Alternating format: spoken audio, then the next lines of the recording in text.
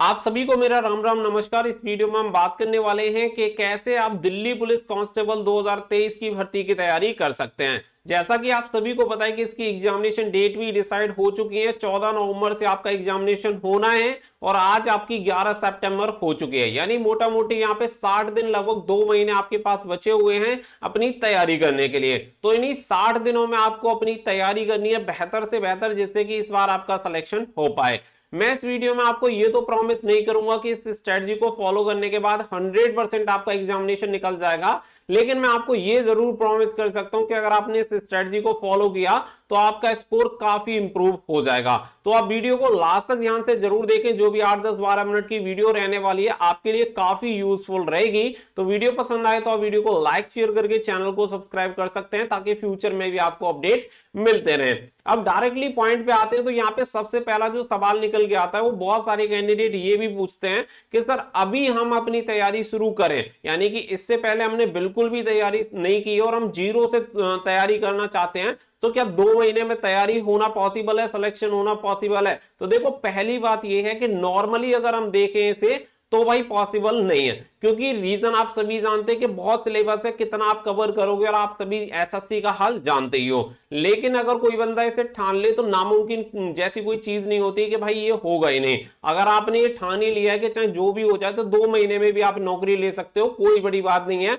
हर चीज will power के सामने घुटने टेक देती है, ये आप सभी चीज जानते ही हैं। अब इसके अलावा हम बात करें कि यहाँ पे तैयारी कैसे करनी है, तो सबसे पहला काम आपका, फर्स्ट स्टेज आपकी होनी चाहिए कि सबसे पहले नोटिफिकेशन में जाइए, पूरा सिलेबस चेक करिए। टोटल 4 सेक्शन है, आप सभी को पता ही होगा। आपको ये भी पता होना चाहिए कि किसका ज्यादा वेटेज है, कौन से टॉपिक से कितने क्वेश्चन पूछे जाएंगे, सब्जेक्ट में कितने क्वेश्चन है। इसी के साथ साथ आपको हर एक सब्जेक्ट के टॉपिक भी दिए हुए हैं आपके नोटिफिकेशन में, डिटेल सिलेबस दिया हुआ है, जिससे आपको ये क्लियर होगा कि जैसे कि आपका जीके है तो जीके में कौन कौन से टॉपिक आपसे पूछे जाएंगे, तो आपको वही टॉपिक पढ़ने हैं। ऐसा नहीं है कि आप पूरी दुनिया भर की चीजें पढ़ने में लगे हैं, वही पढ़ना है जो आपके सिलेबस में शामिल है। तो सबसे पहले नोटिफिकेशन से अपना प्रिंट आउट लें और उस प्रिंट आउट को लेकर जो भी आपकी स्टडी टेबल है वहां पे उसे चिपका के रखें, ताकि आपको ये क्लियर रहे कि आप जो टॉपिक पढ़ रहे हैं वो आपके सिलेबस में है या नहीं। तो सबसे पहले ये क्लियर आपको हो जाना चाहिए। अब यहाँ पे बात ये आती है कि सबसे ज्यादा टाइम कौन से सब्जेक्ट को दें।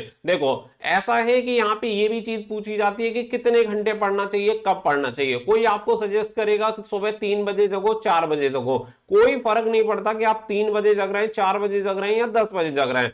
फर्क पड़ता है तो इससे पड़ता है कि आप अपनी स्टडी को कितना क्वालिटी टाइम दे रहे हैं। अगर आप क्वांटिटी पे चले गए तो खत्म, मानो कोई फर्क नहीं पड़ता कि आप 10 घंटे बुक को लेके बैठे हैं, और फर्क पड़ता है कि आप जो 4 घंटे पढ़ रहे हैं वो कितना ईमानदारी से पढ़ रहे हैं। अगर आप पूरी शिद्दत से ईमानदारी से पढ़ रहे हैं तो वो आपके लिए इफेक्टिवली काम करेगा ही करेगा। तो इस चीज को याद रखो, 10 घंटे ना पढ़ो, उसकी जगह 4 घंटे पढ़ लो, लेकिन पूरा मन से पढ़ो। उसके बीच में 4 घंटे जो आप पढ़ रहे हो, आपके दिमाग में पढ़ाई के अलावा कोई दूसरी चीज नहीं होनी चाहिए। अगर इस तरीके से आप 4 घंटे भी दे रहे हो तो 4 घंटे आपके लिए सफिशिएंट है बजाय 10 घंटे के। तो ये चीज अपने दिमाग में बिठा ले। बाकी का देखो, रही बात सब्जेक्ट की, तो एक नॉर्मल चीज ऐसे समझो कि जैसे कि 4 सेक्शन आपके होते हैं। सबसे ज्यादा वेटेज अगर हम बात करें तो जीके के 50 क्वेश्चन पूछे जाते हैं, रीजनिंग के 25 क्वेश्चन पूछे जाते हैं, मैथमेटिक्स के 15 और आपके कंप्यूटर के 10 क्वेश्चन पूछे जाते हैं। तो इस तरीके से टोटल 100 क्वेश्चन आपके आते हैं, तो सीधा सीधा वेटेज आपका हो जाता है। लेकिन अगर ऐसा होता कि जैसे मान लो जीके के 1 क्वेश्चन के लिए आपको 2 नंबर मिल रहे हैं और रीजनिंग के 1 क्वेश्चन के लिए 1 नंबर मिल रहा है,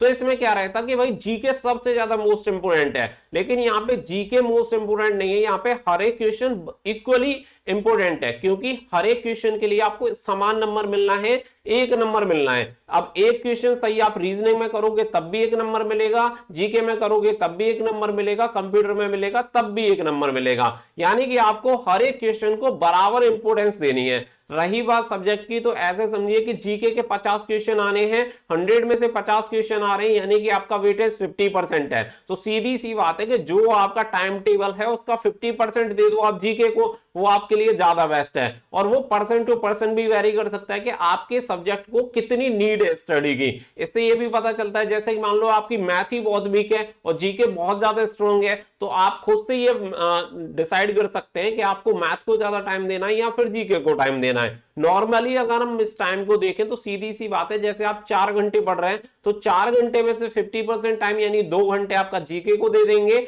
1 घंटा यानी 25% टाइम दे देंगे आप अपना रीजनिंग को, बाकी का 25% में से आपका 15% चला जाएगा मैथमेटिक्स को और 10% आपका चला जाता है कंप्यूटर को। तो इस तरीके से आपका जो टाइम है वो पहले ही डिसाइड हो जाएगा। अब ये तो हो गई टाइम मैनेजमेंट की बात, बाकी का आपके ऊपर डिपेंड करता है, आप दिन में पढ़े रात में पढ़े लेकिन क्वालिटी टाइम दें, वो सबसे इंपॉर्टेंट है। कोई मैटर नहीं करता कि आप 10 बजे उठे या 12 बजे उठे, दुनिया को दिखाने के लिए लोग ज्यादा करते हैं, लेकिन अगर आप खुद को दिखाने के लिए, क्योंकि जब चीजें हो जाएंगी तो दुनिया को अपने आप दिख जाएगा। अभी आप कितना भी पढ़ो दुनिया के सामने, सुबह से शाम तक बैठे रहो, अगर आपको जॉब नहीं मिलती है तो दुनिया आपको नकारा ही बोलेगी, ये चीज आप भी जानते हैं। लेकिन अगर आप किसी को दिखे ही नहीं कभी पढ़ते हुए, अगर आपने सक्सेस हासिल कर ली तो लोग ये बोलेंगे भाई ये दिखता नहीं था कभी और घर में पूरे दिन पढ़ता रहता था। तो ये दुनिया समाज ये सारी चीजें छोड़ के सिर्फ आपका फोकस होना चाहिए स्टडी की तरफ। तो मेन चीज तो ये आपको समझ में आ गया कितना टाइम कहां देना है, शुरुआत आपको कहां से करनी है।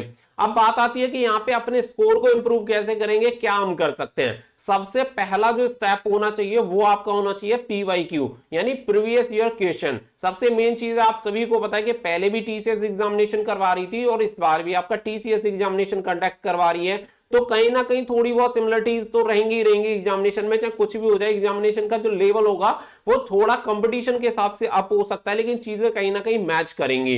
तो इसलिए आपको क्या है, सबसे पहले पीवाईक्यू उठाइए, जितने दिन के क्वेश्चन हुए हैं यानी जितने दिन एग्जामिनेशन हुए थे उन सभी का डेली आप ये समझ लो कि 1 से 2 पीवाईक्यू आपको खत्म करने ही करने हैं। अगर आपने पूरे पीवाईक्यू लास्ट ईयर के खत्म कर लिए, मैं कहता हूं कि लास्ट जो 2020 वाला एग्जामिनेशन है अगर आपने उसी के खत्म कर लिए तो आपको हर एक टॉपिक हर एक क्वेश्चन लगभग आपको ये क्लियर हो जाएगा कि ये आ सकता है और ये नहीं आ सकता। आप दुनिया में किसी से भी पूछो कोई ये जवाब नहीं दे पाएगा कि ये आएगा या नहीं आएगा, लेकिन जब आप पीवाईक्यू देख लेंगे तो आपको खुद से पता लगने लग जाएगा कि ये क्वेश्चन भाई आने लायक नहीं है। तो यहाँ पे सबसे ज्यादा मैटर ये भी करता है कि आपको अपना टाइम वेस्ट नहीं करना है ऐसे क्वेश्चन पे जो कि एग्जामिनेशन के लिए बने ही नहीं है या एग्जामिनेशन में फिट होते ही नहीं है। तो वो मत पढ़ो, सिर्फ वो पढ़ो जो आपके एग्जामिनेशन में आएगा और वो पता चलेगा आपके पीवाईक्यू से। तो सबसे पहला काम हो गया प्रीवियस ईयर क्वेश्चन सेट लगाओ, कहीं से भी लगाओ, मैटर नहीं करता, जहां से भी आपको मिल जाए वहां से आप लगा लो, कोई फर्क इस चीज से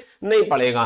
दूसरी बात होती है कि यहाँ पे जो स्मार्ट अप्रोच है वो कैसे यूज करेंगे। यहाँ पे देखो क्या है, पीवाईक्यू से है ना बहुत सारी चीजें रिलेटेड हो जाती हैं। अगर आप पीवाईक्यू से ढंग से पढ़ लिए ना कम से कम 25 से 30% आपका कवर हो जाएगा। अब सेम टू सेम तो क्वेश्चन आपको देखने के लिए मिलेंगे नहीं, लेकिन बहुत सारी चीजें कैसे आप मिल सकती हैं। अब जैसे कि समझो कि गुप्ता डायनेस्टी से उसने दे दिया, तो गुप्त राजवंश से अगर उसने कोई क्वेश्चन दिया है लास्ट ईयर में तो आप ये देखिए कि उसने पूछा क्या है। तो पहले गुप्त डायनेस्टी से क्वेश्चन बन सकता है, तो इसलिए गुप्त डायनेस्टी का पूरा आपको पढ़ लेना है। अब वहां से जो भी मोस्ट इंपोर्टेंट क्वेश्चन है अदर एग्जामिनेशन में जो भी पूछे गए अगर आप उसे कवर कर लोगे तो किसी ना किसी साइड में आप देखेंगे कि उस टाइप के क्वेश्चन फंसेंगे।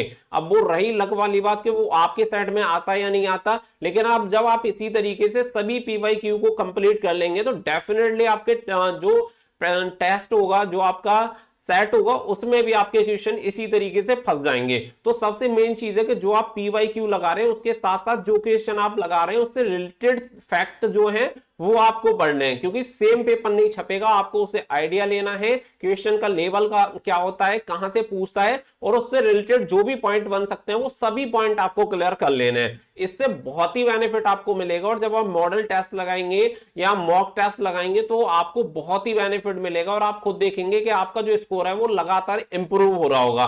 तो इस तरीके से आपको क्या है कि पर डे ये लगाना है। जब आपके पीवाईक्यू का प्रोसेस खत्म हो जाए यानी पीवाईक्यू से आप फिनिश हो जाए, कंप्लीट कर चुके हो, फिर बात आती है मॉक टेस्ट लगाने की। तो डेली आप कम से कम 1 से 2 मॉक टेस्ट लगाइए। सीधी सी बात है कि 90 मिनट का मॉक टेस्ट है तो सीधी बात आप ये मानो कि यहाँ पे 3 घंटे आपके मॉक टेस्ट में जाएंगे। अब जब लास्ट वाला मंथ आपको बचेगा तो टाइम पीरियड जो अभी आप 4-5 घंटे पढ़ रहे हैं वो 6-7 घंटे भी हो सकता है। अब यहाँ पे 2 प्रैक्टिस सेट आप डेली लगाएंगे तो 2 प्रैक्टिस सेट में 3 घंटे आपके नॉर्मली जाएंगे और एक प्रैक्टिस सेट को पूरा एनालिसिस करने के लिए 2 घंटे जाएंगे, यानी 3 घंटे प्लस 4 घंटे यानी 7 घंटे का लास्ट वाले मंथ में अगर आपने टाइम टेबल बना लिया और 7 घंटे डेली पढ़े तो हर एक चीज आपकी रिवाइज हो जाएगी। सबसे मेन चीज आपका ये क्लियर हो जाएगा कि आप कहां पे वीक है, कहां पे स्ट्रांग है, कौन से सब्जेक्ट पे ज्यादा ध्यान देना है, कौन से पे कम। देखो जो सब्जेक्ट स्ट्रांग है वो तो है ही, लेकिन जो वीक है वहां पे हम कैसे काम करेंगे, वहां पे हमें पता तो चलना चाहिए कि ये वाला सेक्शन हमारा वीक है, और मॉक टेस्ट आपको ये बताता रहेगा कि ये वाला सेक्शन आपका वीक है।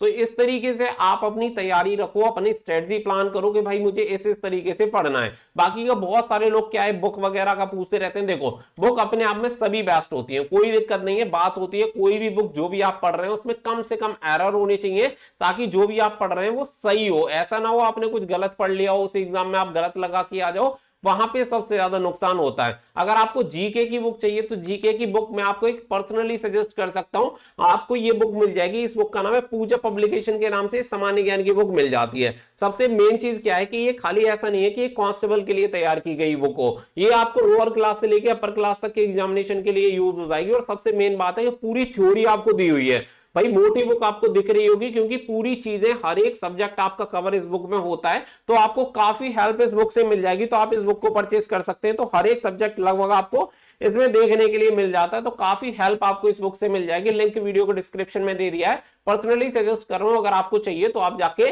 ले सकते हैं। अब ये बात होगी कि पूरी आपको तैयारी कैसे करनी है। मैक्सिमम जो चीज है वो प्रैक्टिकली मैंने आपको बताई है। बाकी का देखो अगर आपको विशेषज्ञ बनना है कि भाई मुझे तो इस सब्जेक्ट का विशेषज्ञ बनना है, तो आप दूसरी चीजों पे काम करें, वो आपके लिए ज्यादा बेहतर है। लेकिन यहाँ पे विशेषज्ञ से काम नहीं चलेगा, आपको हर एक सब्जेक्ट पे ध्यान देना पड़ेगा, क्योंकि हर एक सब्जेक्ट बराबर का भागीदार रहेगा आपका सिलेक्शन दिलवाने में, क्योंकि हर एक क्वेश्चन के लिए समान अंक आपको मिलने वाले हैं। तो उम्मीद करता हूं कि ये चीज आपको एकदम से क्लियर होगी और इसमें 1% भी आपको डाउट नहीं होगा। और ये वीडियो आपको जरूर कहीं ना कहीं हेल्प करेगी। जो भी 10-12 मिनट मैंने आपका टाइम लिया है वो आप सभी के लिए मतलब एक तरह से वो जरूर आपके काम आएगा। तो आई होप ये वीडियो आप सभी को जरूर पसंद आई होगी, और ये वीडियो पसंद आई हो तो प्लीज वीडियो को लाइक शेयर करके चैनल को सब्सक्राइब कर लीजिएगा और बेल आइकन पे प्रेस कर लेना ताकि फ्यूचर में भी आपको इस तरीके की अपडेट मिलती रहे। ये जो स्ट्रेटजी प्लान मैंने आप सभी को बताया वो अपने एक्सपीरियंस के अकॉर्डिंग बताया, कुछ ऐसी चीजें जो भी मैंने अपने लाइफ में एक्सपीरियंस किया है या मैक्सिमम लोगों को मैं आसपास देखता हूं, जो भी बहुत सारे लोग हैं जो कि सक्सेस हो रहे हैं, लगातार जॉब ले रहे हैं, उनसे मैं मिलता भी रहता हूं, बातें भी करता हूं, तो उससे पता रहता है कि लोग फिलहाल पढ़ क्या रहे हैं, चल क्या रहा है उस तरीके से। तो वो सारी चीजें तो मिलते हैं नेक्स्ट वीडियो में, फिलहाल के लिए बस इतना ही। So thank you for watching. जय हिंद, जय भारत।